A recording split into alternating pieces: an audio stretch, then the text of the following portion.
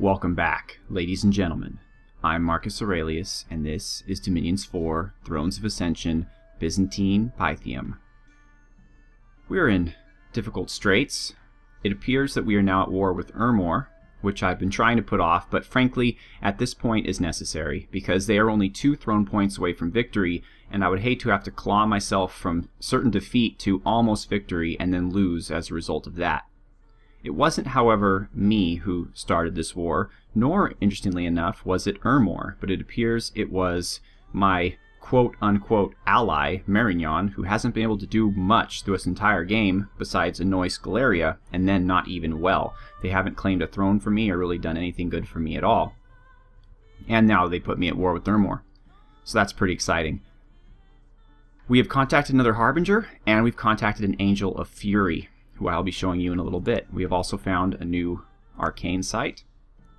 And we've scryed on 2 provinces. There are provinces that have thrones. I wanted to basically get an eye of who owned them to see where the level 2 throne is and how I can defend it from the forces of Ermor.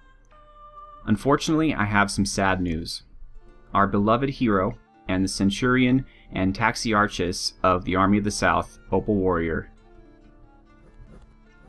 has fallen in battle to a Scalarian assassin, and that is terrible news, and we all mourn the passing of Opal Warrior. We also lost Slave, but no one cares about him. There was a battle in Wherein, and I'm sure you'll all recognize Geshtinana. Her magical paths are continuing to drop. She is cursed, and she maintained a limp from her resurrection, but otherwise she seems to be in good shape. And she has a pretty decent army along with her, which is going to absolutely take out this poor, hapless province defense. Farron Mountains, between Ermor and Ulm, and I'm going to be watching these battles with a lot of interest, because certainly I do not want Ermor to become too powerful. And it doesn't look like in this case they will. Ulm seems to be the stronger party. What do we have over here? Is this their hero? Yep, Raderick the Prophet. Raderick is another one of Ulm's heroes, and he is a Sacred 3. He has Halt Heretic, and other than that, he's aims Recuperation, since he has a unicorn, as you'll see here, instead of a horse. Ulm has some really cool heroes that makes up for the fact that they're kind of bland in a lot of areas, and many consider them to be a weak race, although nowadays with Iron Blizzard, I don't know if I would necessarily say that. And they've also made some changes to how Black Plate works, so they don't get fatigued and tire out at the beginning of every battle. And they were victorious, so congratulations, Ulm. You are, of course, my enemy, but now you are the lesser of my enemies. Bergamum. Okay, so the gigantic forces of Scaleria move south, which Opal Warrior would be here to defend against if he hadn't have been assassinated. So instead we have Decimus, and it's just a province defense army. That doesn't sound good. Oh, and they have ghosts, although we did manage to take them out. Dispossessed spirits. Lots and lots of undead. And these are just my little Velite province defenders. I don't think either of these 2 gentlemen are heroes. I know Decimus is certainly not, and Fenlius certainly is not either. Is the priest one of mine? Yeah, Theodoric.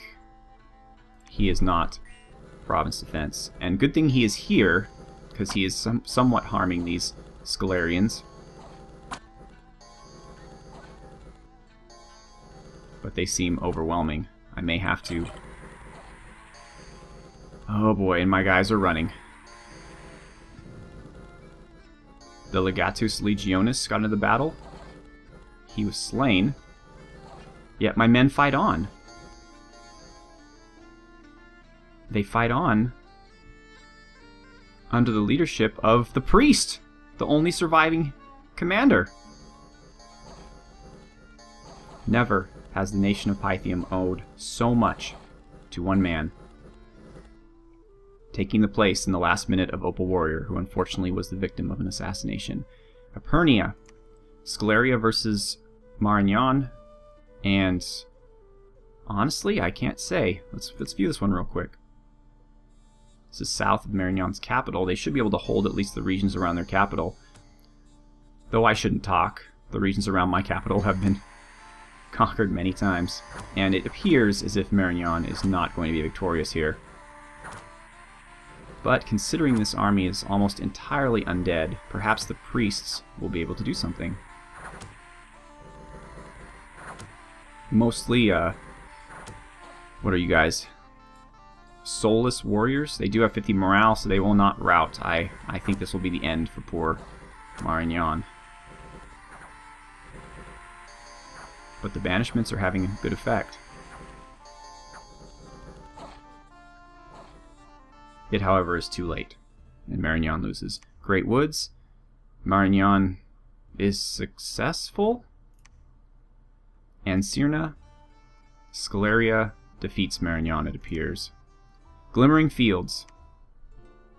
This is everyone's favorite Harbinger, Barabel, who now is left with only 2 of his little angel buddies and is basically all we have defending the north since I moved Mayhem and Midare to the south, and now I'm going to have to move them even further to the south to help in the battle against Ermor. Right now, the Giants just don't seem like that big of a threat because they only control 1 throne.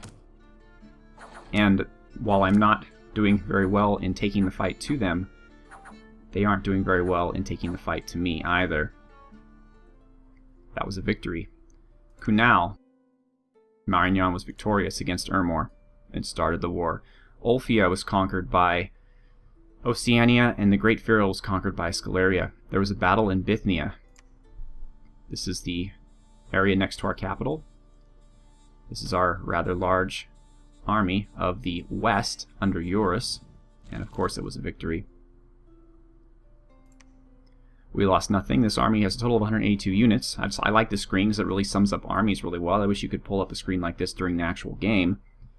34 Principes, 49 Varangians, 65 Vestals. Obviously this is an army that's heavily weighted toward the elites. Hopefully if we capture a castle we'll be able to fix that. Now there was the battle at the fortress of Chalad. This is our storming the fortress battle against Ulm. Let's see how that plays out. I hate castles and their ranged attacks because they tend to go for the back and aim at your heroes. This doesn't appear to be anything that I should be afraid of, however.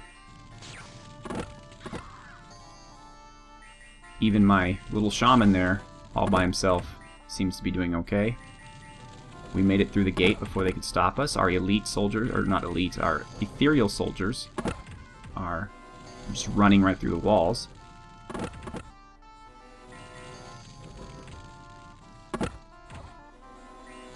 We keep... I'm not sure what we're doing, frankly. Oh, we're enslaving mind. Oh, I like that. We are turning the Ulmish people against us. Or against... we're turning them to be on our side, is what I meant to say. We lost a Battle Vestal and 10 Principes, but we gained an Infantry of Ulm, a Cave Drake, and a Black Acolyte, which used to be a hero, but I guess when you enslave their mind, they lose their heroic powers. Very neat. Okay, so let's take a look at what's going on here. This is the Throne of Zeal. It is the throne that Ulm holds. It's worth only 1 point. So Ermor can take that, and the world will not end immediately. Down here, held by Scaleria, is more of a troubling situation. This is the Throne of the Moon. The Throne of the Moon is a 2-point throne. If Ermor were to capture this throne, they would win the game, and they are right there. Though they're in my dominion, they're in my dominion here. The only one of their territories that can actually attack this province is this one, and they don't have any troops there from what I could tell. In fact, this whole region seems to be lacking in troops. So we have a moment's breath, but we should not be too confident because this will eventually come under attack. Marignon seems to be attacking Ermor up here, which is fine. There's the throne up here that we'd very much like to take from them. But none of their thrones are really convenient right now for me to take. I want to take a look over here and see what Scaleria has guarding this throne. This is the Throne of Flames, so it's only a 1-point throne. And of course they have this giant army here. So let me tell you all of what I'm doing. I'm keeping Barbel screening the north. He's coming here. I am moving my army finally under Emperor Burnsaber. I've basically stripped Ivermark bare of defenders. So it's only got General Wallace right now, along with the province defense. I'm even taking Dragon Strike. So I am leaving a few slaves behind for Tokshin, but for right now he is not defending the province. Perhaps I'll change that, I'm not sure. We were able to head this threat off, so that's pretty good. The problem is now we have Ermor everywhere. In fact, I was moving my new Angel of Fury. Let me introduce my new angels to you. We have Thanatos, the Harbinger. Thanatos, I don't have time to fully outfit him, so he's just going to battle with the Horror Helm, the Vine Shield, and the Firebrand, and he's going up here. He's going to help Barbel in the north. And then Midari and Mayhem are moving to the west, simply as a precautionary measure in case Scaleria tries to make another play for the throne. I don't want to have to claim it again, and I'm moving Gabriel back home. This whole army of the east, or of the west, I'm sorry, under Eurus, are moving, well, to the west to eventually take this castle from Scaleria, and my hope is to eventually have them here at this throne. The army to the south, or the army of the south under Lukos, is moving to the south against Ermor. This is the larger of their forces. I am, however, moving a priest, Theodoric, along with as many troops as he can carry to the throne province to hold it in the case Ermor attacks. They don't have much, but who knows. This army I'm going to have to work with, though, because these guys are no longer attacking closest.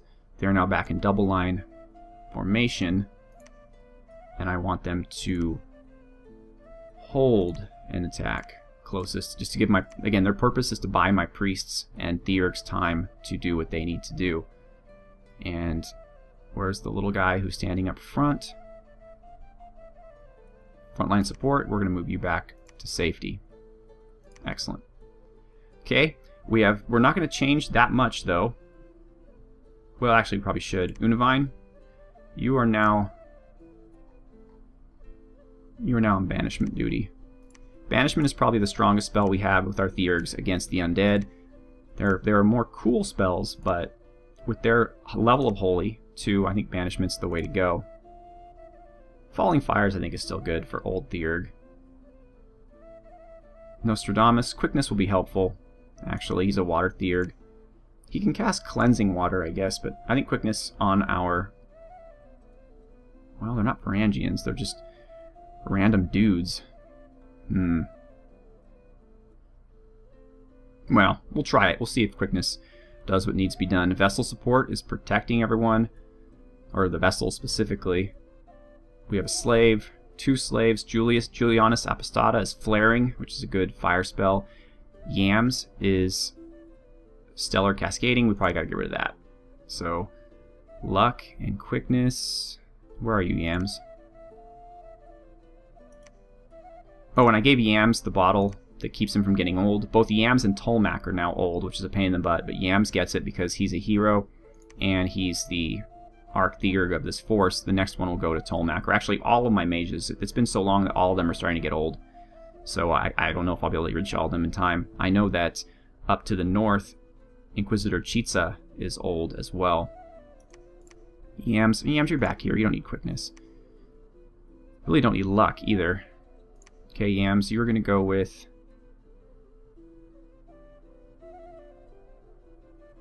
What's the range on banishment? 20 plus? You might be too far back to do any good with it. Interesting. So then Stellar Cascades is 30. Solar Rays, 35. Only affects undead. That's a good one. We'll cast Solar Rays twice, and then by that point they should be in range. And we can start banishing. And the liquid body should protect you. Okay. Communion Buffer, the Shaman. It's pretty decent. I'll leave him doing what he's doing. We have 1, 2, 3, 4. 4 slaves. 4 slaves and 1 master, which is Tolmac. He's Divine Blessing and fanaticisming everyone, and that's as much as he can do, unfortunately. Then he's body etherealizing himself and banishing. That should be fine. Etionos is Alchemist Flaming, that's fine. We could use some more slaves. We could use a temple here. We could use some money, so we could use. Let's actually move my lizard. Let's start getting him towards where I need him to be. Now, Falresh is our new Angel of Fury. This is the first one of these you've seen. The Angel of Fury is the Scourge of the Lord, chastiser of the unlawful, and destroyer of false prophets. It is dressed in robes smeared with the blood of unrepentant sinners. Anyone striking the Angel of Fury will be punished for his sins and take the damage himself. Angels of Fury are utterly silent and will not command armies. It is an instrument of punishment, and its powers are those of retribution, not leadership.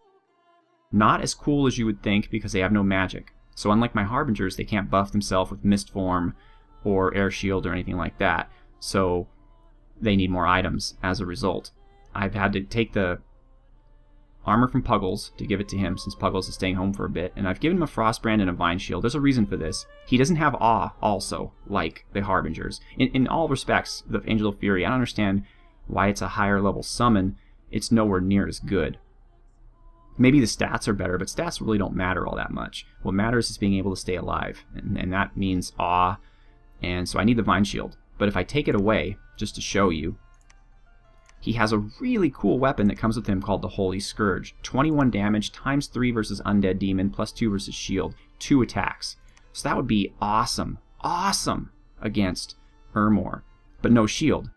So he's invulnerable up to 20, but his defense will only has a defense of 10, and that'll drop like crazy as he gets surrounded and attacked. So every hit's going to hit him, and his 50 hit points are going to go away real quick, and right now I can't afford regeneration for him. I have hardly any Nature Gems.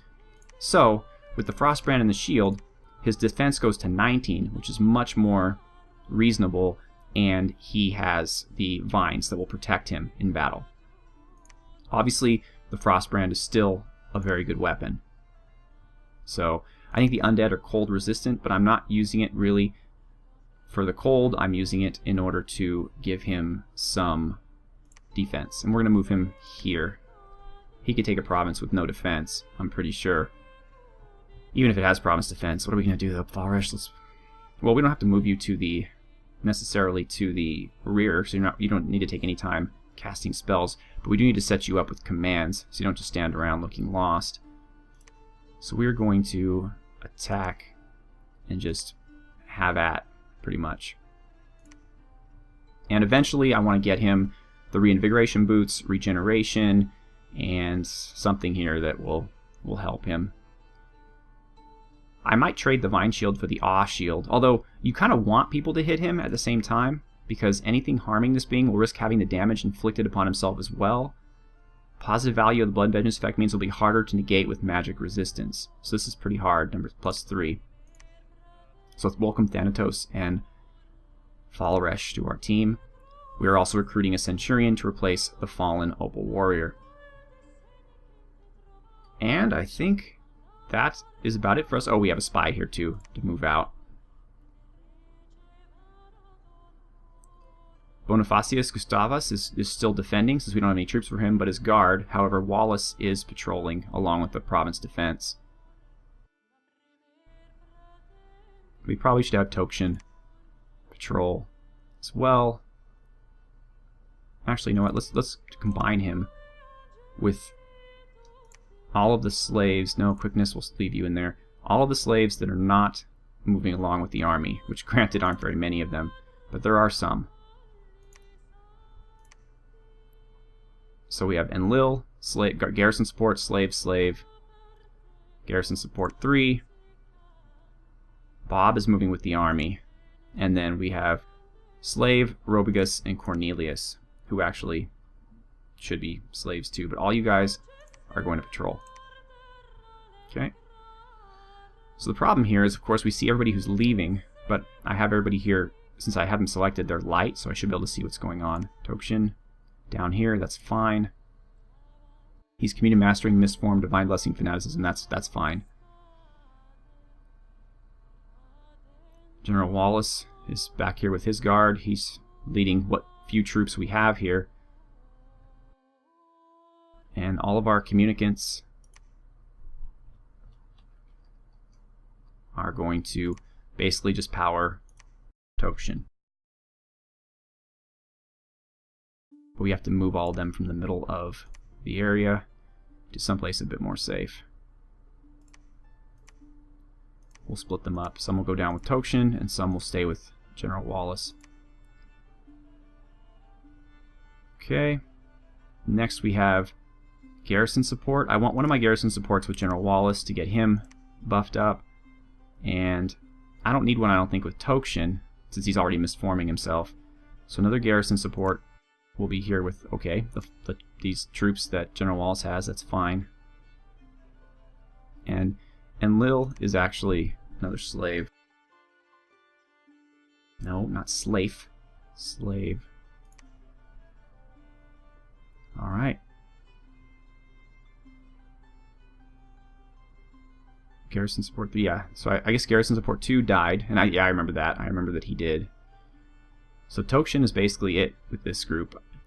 Should I have Abaddon help? Why not? I mean, he's just sitting there. So, Abaddon, what can you do? Here we go. Summoning Earth Power, Iron Skin, Destruction. That's pretty good on Giants, who are going to be our main enemies here. Another good one would be Wooden Warriors. If you had a Thistle Mace, we can put cast protection with 1 Nature Gem on the entire battlefield. But alright, let's go 1 casting of Wooden Warriors. And then 2 destructions. Right, is that 2 and 1 destruction? Okay. Alright, that's Abaddon, and he does not have any guardians, though. We have no one to give him. Well, let's just put him someplace that we have others who will protect him as well. I guess that's fine.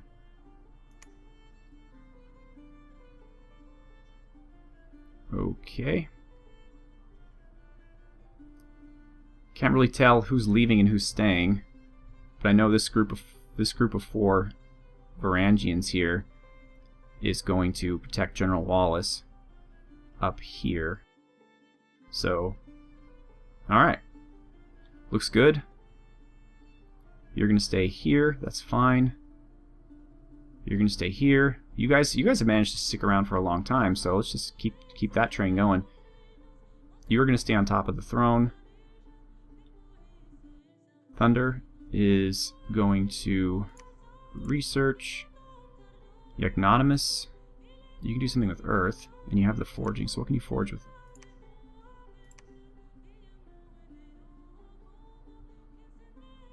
How about the Gate Cleaver? It's 15 gems, will cost 13, but it will help us get gates. And we're gonna start attacking fortresses. That's pretty important. We don't have enough Earth gems though. Shite. Okay, so really all I could do are the bracers or the girdle, and frankly I don't need either of those that much. So let's just research for a turn. Dakiasune, research. I'm waiting, as you know, for the fire gems to get up to 60, probably 70, so that I can purgatory. Adrastos, I want you to research. Vulcanstein is going to sit pretty. Ascaphalos is going to research. Colonial is going to research. Ursur Amasu. Actually, we're going to send you down to join this castle here against Ermor. And Pakang, you are going to do that as well. We'll rename you when you get there to determine what you're going to do. Puggles is still patrolling. Actually, patrolling is not that necessary right now, Puggles, so you can research. And yeah, we're in good shape. All of our angels are moving out, except for Puggles, who will eventually move out, but again, as a leader, not as a thug. And, oh, and I'm moving Soup the Feeder over here so I can get him some decent items to be a better assassin, since I'm going to send him out on more assassination trips soon. Okay, those are 2 slaves. Alright. We're already running over on this video, so let's just show what happens, and then we'll call it a night. I'm not sure why this took so long. I guess I talk a lot. I should talk less. But there's a lot going on. And I grieve for Opal Warrior. That was... I had troops in that province. I could have given him guards. I forget that the assassins are out there, and I don't think that they'll be able to do anything. I'm surprised, frankly, they haven't attacked me more. And as I say that, Theodoric was the victim of an assassination attempt. Same province. This is my priest who is moving troops to the south, so this is going to be harmful. Yes, it certainly is. So my troops are not moving, which means that Ermor can attack me in the throne. And that is not good. And Slave was the victim of assassination attempts. I just want to see what province. Okay, up here. Apparently their assassins are in full force. Can you take 2 something, Slave? Body Ethereal, Personal Luck? No, the poison's going to get him. Yep. Battle in Chalad. Ermor is attacking us. And we're just province defense. So that means they attacked us from the south. They won. Ivermark. Ashdod is attacking with their god. And as we just discussed, we don't have much here. But they didn't bring that much against us. So let's see what happens.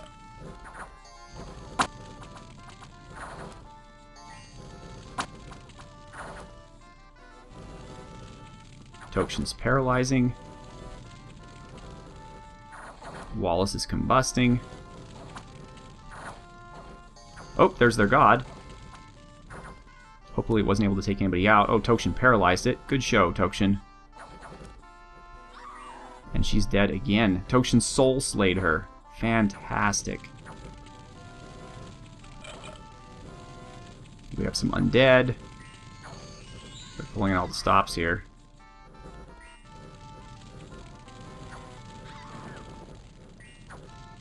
But we got him. We got him, but at what price? We lost 1 communicant. That was it. Well, and some troops, obviously, but we gained a Bashanite, a Sheshai Anakite. That's one of the big ones, right? We did lose our Manticore. Sweet, we have an Anakite fighting for us. And we killed their god yet again. Glimmering Fields was conquered. Walden. Looks like Marignan was successful. Emain. Okay, this is Falrish. Against Living Province Defense, he should have no trouble against them. And the Divine Shield is doing its job. We can zoom in on him. He's pretty bloody. I wish I could use his flail with the shield. It doesn't appear to be a two-handed weapon, but it is what it is.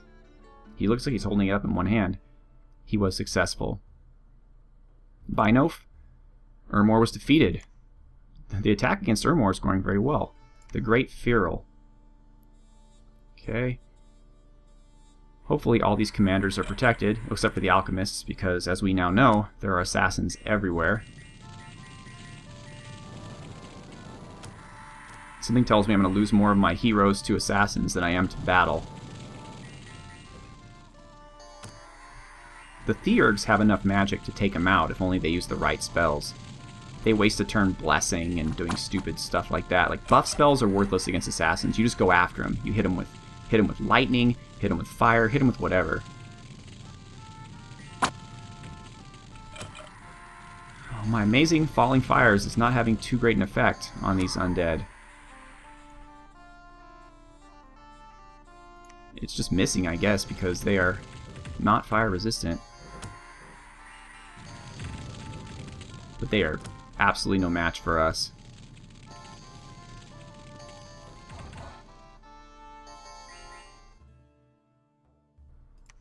We lost a 1 Vestal, but otherwise we're okay. Rivia, Scaleria seems to have beaten Marignan. A Feasible, Scaleria is attacking us. I don't think so, fellas. No, especially not with this. Nice try, though. And we appreciate your doing this to help us thin out your forces. I would honestly move this army out against Scaleria if it wasn't for the threat of Oceania to the north. And they're doing a fantastic job guarding this isthmus, this connection across the water, so moving them out would put me at unnecessary risk, although this army is costing me a lot of money in upkeep. Victory, of course. We lost 2 velites. Promised Land was conquered. Ulfia, I think this is Barabel. And like all of Barabel's attacks, should not pose a problem. No, not at all. Okay, Toledo. Marignan beat Ermor. Darkwoods. Ermor was beaten by Scaleria. I'll take that. Right now, everyone's my ally who's not Ermor, since they have the thrones and they're closest to victory. Ablak. They were defeated by Marignan. Ermor's just getting slammed. Kunal. They were defeated by Marignan. Iron Range. This is my anti-Ermor, anti-Ulm, anti-whoever force. But we have to move north now and retake the castle. Oh, I'm not even going to watch this. There's no point. We didn't lose anything. Solam. This is Emperor Burnsaber's army. This is just a dry run before we take out the castle the next turn. Just see if everything seems to be working. I feel like I should move my frontliners up a little bit.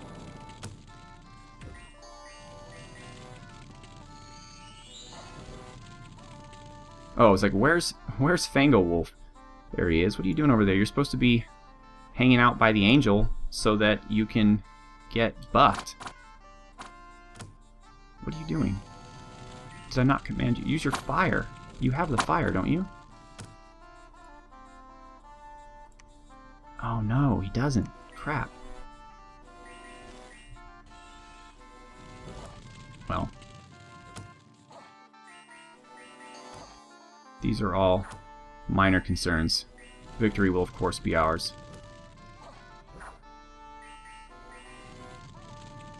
Dragon Strike is in the battle, but I'm not using him in a thuggish capacity. Though he is armed as such, I am using him as a spellcasting and support capacity. And he's doing okay. Alright, we were victorious. We lost 1 Vestal, 3 Velites, and we gained a Gileadite archer to our cause. Very nice. Oh, right. Atalos the Archtheurg. We have another one. He's not old. He's nowhere near old. 3 holy. Another 3 holy guy, another throne claimer, 3 astral. He can summon harbingers. He has 2 fire. Very good. He is very good. I'll figure out what to do with him between episodes. For right now, let's just quickly take a look at what's going on. That's a lot to earn more. But this throne, again, is not... I'm not too worried about it. It's only a level 1 throne. So, we are going to... Well, are they able to actually break down the walls? Because if not, I'm not too fussed about it, honestly. Oh yeah, our walls are damaged. Shucks. Alright, well of course everybody here is going to go here. And save us from the siege. I'm not going to waste any money on province defense here. There's too much Ermor. But now we have a new Centurion. And to replace the fallen Opal Warrior, welcome to the team, Yickly. Yickly, you're stepping into heavy shoes to fill. We will, of course, guard you. But for the most part, you are going to stay behind the troops. And we're going to give you some troops because your first plan here is going against Ermor and protecting our throne. You will be joined in this by Yazdigerd, who will make you ethereal and protect you.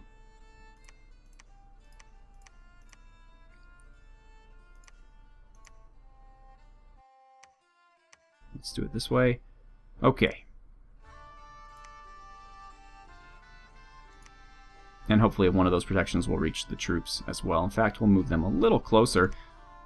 Since in a box, well, they won't outrun the province defense, but we'll let the province defense die first. That's fine. Okay, well, this has gone too long. I will make all the other plans between episodes, but I'm going to try to relieve the siege of this fortress, because fortress is money, and then I'm going to go south here, ruin this temple, basically try to create a buffer zone around the throne, and eventually make a play for this throne down here. I don't know what kind of forces Ermor has, but this army is pretty magnificent here. This army here is going to assault this castle, although the problem with this province is anybody could sneak in here and come to my capital, so I'm not 100%. Mayhem and Midare, maybe I'll just have them guard this province. There we go, while this army does their business at the castle. That seems like a smart move to make. I'll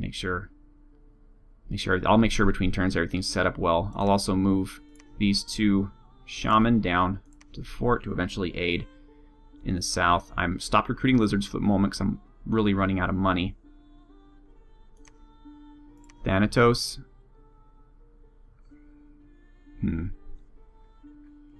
Thanatos will meet up with Barbel.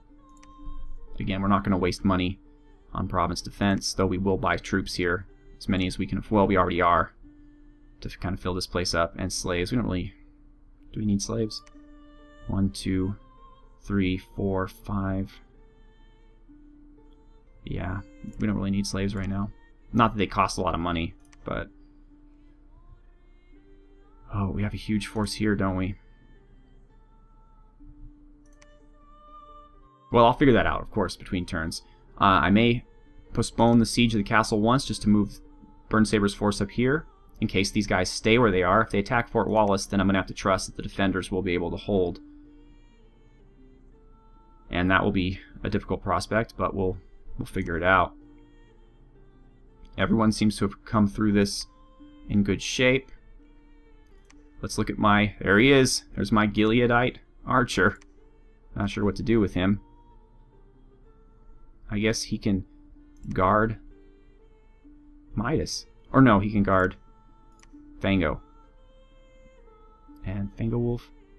Oh, no wonder. No, I did put you down here. So you're supposed to stay here. So what? Why are you moving around? Oh, so I'm putting spells maybe and not... So how about hold, and then spells. Beautiful. So that way you'll have time to get buffed up. Excellent. Alright, good. We're going to keep this. This is just fine. We're going to move him over here. My goal is eventually to see what's going on in this throne province. My scrying has already fallen apart. Ulm is in a bad way. Ulm is pretty much almost done. They are reduced to... Well, their capital is under heavy siege. Or wait, their capital is under light siege. This is under heavy siege. Ulm is pretty much out of the game. So we need to start going after Ermor and hard. There's this province with the throne. There's this province with the throne, which Marignan was nice enough to scout out for me, though I can't see what throne that is. And so Scaleria and Ermor are fighting each other, and they're fighting me. So we're in pretty decent shape here. Ashdod's throne is kind of worthless to me. But like I said, as I said, my plan is to move up and hop castle to castle, and then once I get up here, I'll have more tactical flexibility. I can move to the east against Scaleria or Ermor. Once Ashdod's been reduced to this, I'm not too worried about them. They're actually a pretty decent buffer for me against Ermor to the north. So there you have it. Thank you so much for watching, and it's pretty exciting. Lots going on, and have a good one, everyone.